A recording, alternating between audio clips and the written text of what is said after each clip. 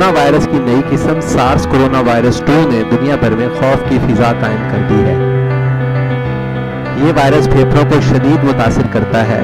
یہ وائرس بہت تیزی سے پھیلتا ہے۔ کچھ لوگوں کا خیال ہے کہ اسے کسی سازش کے تحت حیاتیاتی جنگ کے لیے بنایا گیا ہے۔ شاید اس کا یقینی طور پر تو کبھی پتہ نہ چل سکے، مگر ایک بات ہم جانتے ہیں کہ نئی انواع کے وائرس ارتقائی عمل سے گزر کر وجود میں آ سکتے ہیں۔ یہاں کرونا وائرس کی مثال سے ہم یہ سمجھنے کی کوشش کرتے ہیں کہ نئے وائرسز کیسے وجود میں آتے ہیں۔ سارس کورونا وائرس ہوا کے ذریعے سانس کی نالی میں داخل ہوتا ہے اور کورونا فیملی کے بیشتر وائرسز کی طرح یہ پھیپھڑوں کو متاثر کرتا ہے۔ پھیپھڑوں میں پہنچ کر یہ ہوا کی نالیوں کی دیوار بنانے والے ان خلیات میں داخل ہوتا ہے جن کی سطح پر بال نما سٹرکچرز پائے جاتے ہیں جنہیں سیدیا کہا جاتا ہے۔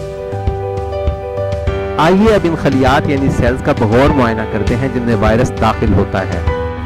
تمام جانداروں بشمول وائرسز کا مقصد اپنی نسل کو قائم کرنا ہوتا ہے اور ایسا اپنی کاپیز بنا کر یا بچے پیدا کر کے ہی کیا جا سکتا ہے۔ سیل پر حملہ کرنے اور اسے بیمار کرنے کے عمل کو انفیکشن سائیکل کہتے ہیں۔ اس عمل کے آخری مرحلے میں بہت سے نئے وائرس پیدا ہوتے ہیں۔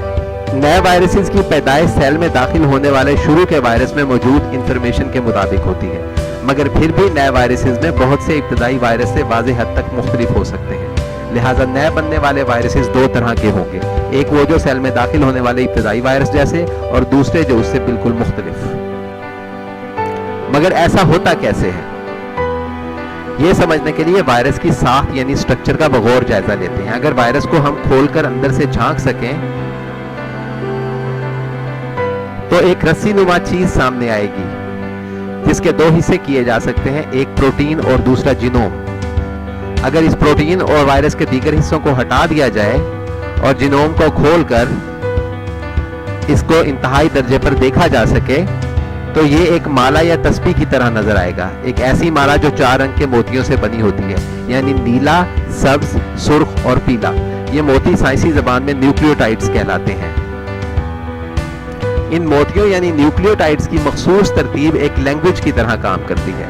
جس طرح کسی زبان میں لکھے گئے حکم نامے کو وہ زبان سمجھنے والے سمجھ کر اس پر عمل کر سکتے ہیں، ویسے ہی نیوکلیوٹائڈز کی ترتیب کو سیل سمجھ کر اس پر عمل کرتے ہیں۔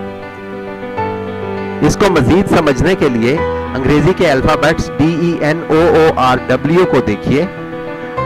ان کو جب مختلف ترتیب میں لے کر آئیں تو ان سے نیو ڈور اور ون ورڈ بنتا ہے۔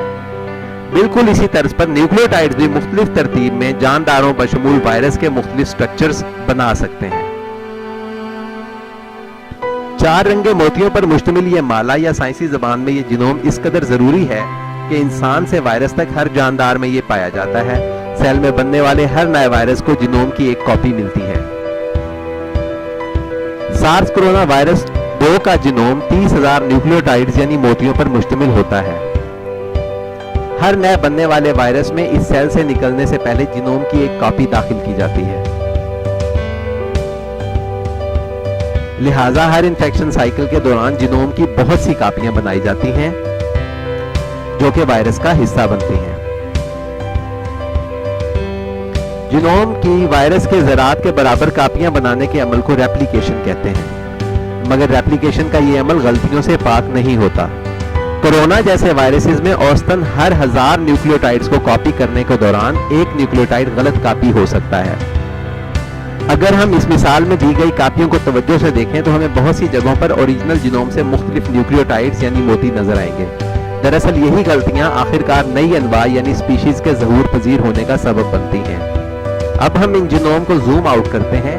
اس مثال میں مختلف رنگوں کی رسیاں تبدیل شدہ جینومز کو ظاہر کرنے کے لیے دکھائی گئی ہیں۔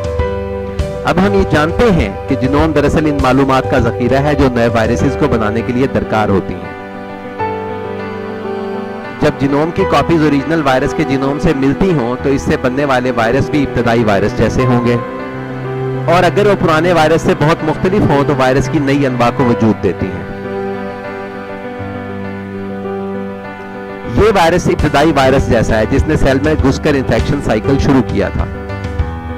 یہ وائرسز اوریجنل وائرس سے مختلف ہیں کیونکہ ان کو بنانے والے جینوم ریپلیکیشن کے پروسیس کے دوران تبدیل ہو گئے تھے۔ یہ تبدیل شدہ وائرسز ابھی خود مختار انواع نہیں کہلا سکتی، سائنسی زبان میں انہیں کوازائی سپیشیز کہتے ہیں۔ ان میں سے جو بھی کسی نئے جاندار میں داخل ہو کر پائیدار انفیکشن شروع کر سکیں گی वो ही कहलाएंगी स्पीशीज, यानी एक नई नौ।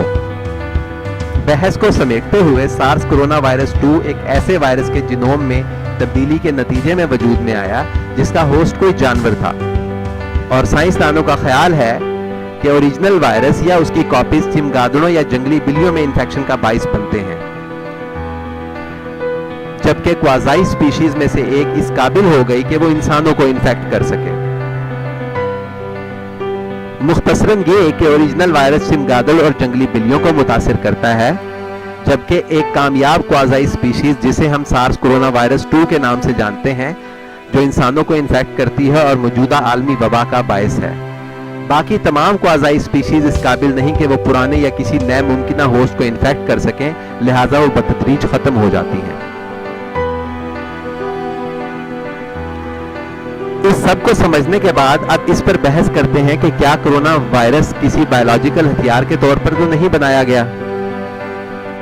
हम ये जानते हैं कि नए वायरसेस बायोलॉजिकल एवोल्यूशन यानी इर्तिकाई अमल से वजूद पजीर हो सकते हैं। अलबत्ता इसी कुदरती अमल इर्तिका को लेबॉर्ट्री में यूज करके नए वायरस बहुत जल्दी बनाए जा सकते हैं। आप ये जानकर शायद हैरान हो कि वायरोलॉजिस्ट रोजाना की बुनियाद पर नए वायरसेस बनाते रहते हैं।